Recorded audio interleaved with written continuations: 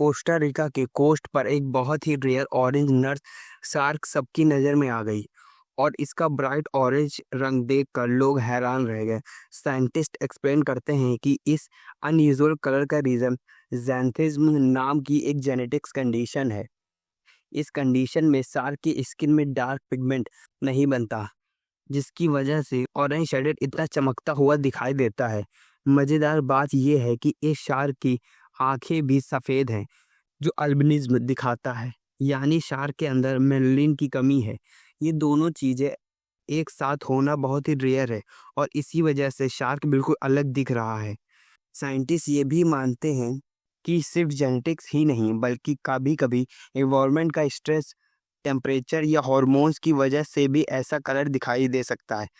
सबसे interesting part ये है कि शार्क इजीली एडल्टहुड तक सरवाइव कर गई, मतलब कि रंग ने उसकी ज़िंदगी में कोई भी बड़ी मुश्किल नहीं क्रिएट की।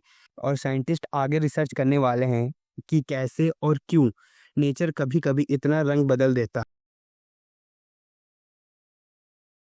आज बात करते हैं कुछ अलग टॉपिक पे, 10 ऐसे बॉडी पार्ट जिसके ना होने से भी आप जिंदा रहेंगे। अपेंडिक्स, गाल ब्लैडर, एक किडनी, स्टोमक, स्प्लीन, एक lung, reproductive organs, tonsils, thyroid gland और आंखें। 31 साल की वुमेन, नाम माइक्री वॉक्स, जो मैनहट्टन न्यूयॉर्क सिटी में रहती है, की इंगेजमेंट होने वाली थी, तो वो इंगेजमेंट रिंग खरीदने के बजाय वो खुद ही डायमंड ढूंढने का फैसला करती हैं। तो वो मैनहट्टन के crater of diamond state park में चली गई। ये एक यूनिक लोकेशन है जहां डायमंड मिलने के हाई पॉसिबिलिटी हैं और पब्लिक को डिग करने की परमिशन है। एक्यूरेट 3 हफ्ते 21 दिन तक डिग करने के बाद भी वहां उन्हें कुछ नहीं मिला, पर 22nd डे की सेकंड शिफ्ट में उन्हें कुछ शाइनिंग ऑब्जेक्ट दिखा। बूया, उसे एक परफेक्टली शेप्ड डायमंड मिला जिसकी कीमत लगभग 5 से 7 लाख रुपए थी। उस डायमंड से वो रिंग बनवाती है और अपने बॉयफ्रेंड को गिफ्ट कर देती है। ये इतना रेयर है कि हर साल में लाखों लोग आते हैं, पर अभी तक केवल mister Fox one and only person थी जिन्होंने डायमंड ढूंढ निकाला, वो भी इतनी अमेजिंग पर्पस के लिए।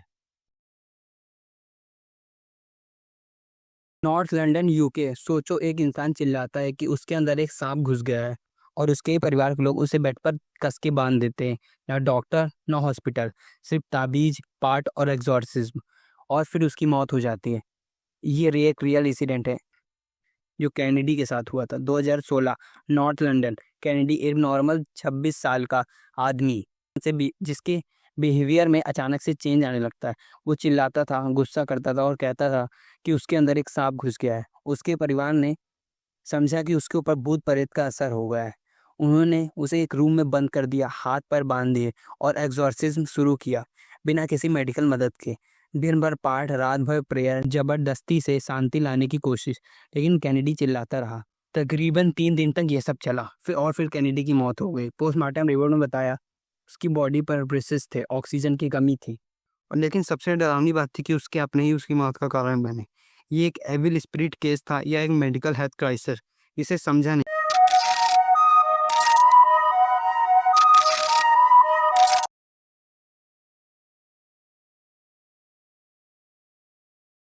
फटाफट आ जाओ और आप लोग जितनी गालियां दे सकते जल्दी से जल्दी दे दो, क्योंकि मैं चाहती हूं कि मैं देख लूं कि किस लेवल तक, किस गंदगी तक हमारे वो छात्र उतर सकते हैं जिसके लिए हम लोग अपने जी जान प्राण सबसे लगे हुए। तो मैं देखना चाहती हूँ कि किस लेवल तक तुम लोग उतर सकते हैं। जिस महिला का बेटा बीमार, माँ बीमार, उन दोनों का पूरा ख्याल रख के, बुखार उतार के, फिर जल्दी जल्दी तैयार होके प्रोटेस्ट में पहुंचे, वो गालियां क्यों खा रही है कि आप कहाँ थे जब लाठियां चल रही थी? आप लाठी क्यों?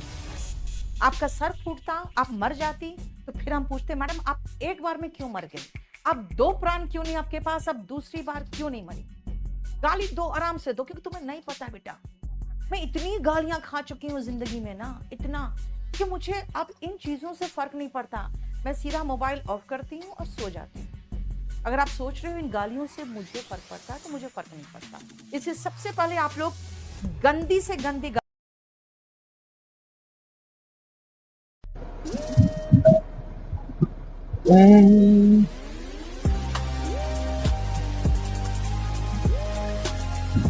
रोड पे थूक दिया, गलती से थूक दिया।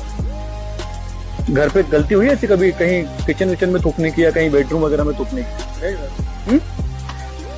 तो फिर रोड पे ऐसे कितना साफ सुथरा रोड को मतलब पूरे पिचकारी मार के गंदा कर दिया। चलो जरा इसको दिखाओ क्या करा है। बहुत खतरनाक थूका है तुमने वहाँ। आओ जरा आओ। ध्यान नहीं रखवा, जो कि मेरे को पता नहीं था कि आप लोग पीछे आ रहे हो। तो मतलब हम लोग पीछे नहीं आएंगे तो क्या थूक दोगे? मर्जी पड़ेगा वहीं। नहीं सर, आज तो हम लोग पीछे आ गए, देख लिया। एक बार वहाँ आगे थूका तुमने, उससे पहले भी थूका, वहीं से मैं पीछा कर रहा हूँ कि फिर थूकोगे तो इसको।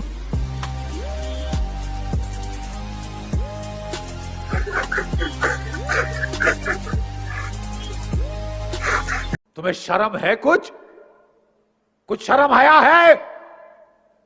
तुम्हें शर्म है?